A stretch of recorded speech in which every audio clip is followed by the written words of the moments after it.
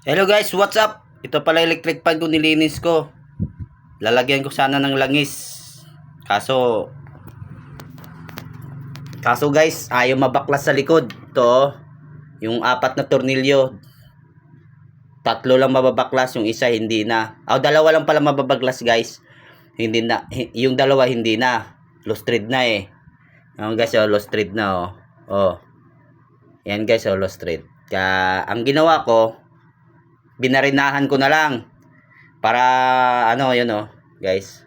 Binutasan ko guys, dalawa, harap at likod. Kasi lalagyan ko ng langis. Kaya kayo, yung electric pan nyo na umiinit na at halos din na umiikot, okay pa naman yung busing. Ito gawin nyo guys. Bubutasan nyo na lang para mas mabilis lagyan ng langis. Butas guys oh. Yan oh. Nilagyan ko butas guys para malagyan na ng langis. At least tatagal siya ng ilang taon. Ilang taon talaga. Paano guys?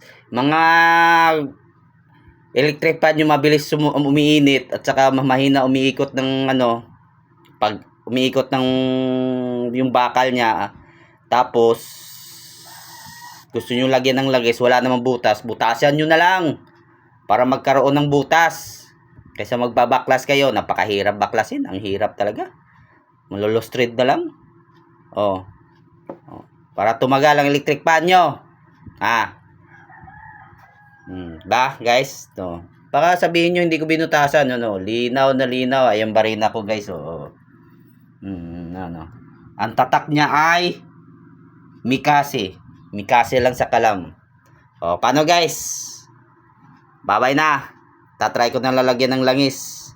Ang langis pala gagamitin natin, use oil. Pero kung may singer kayo, sa singer kayo gumamit. Kasi para malinis. Wala ako singer. Dahil sintonado ako. Mag-use oil na lang tayo. Okay, bye-bye guys. Ting ting ting ting.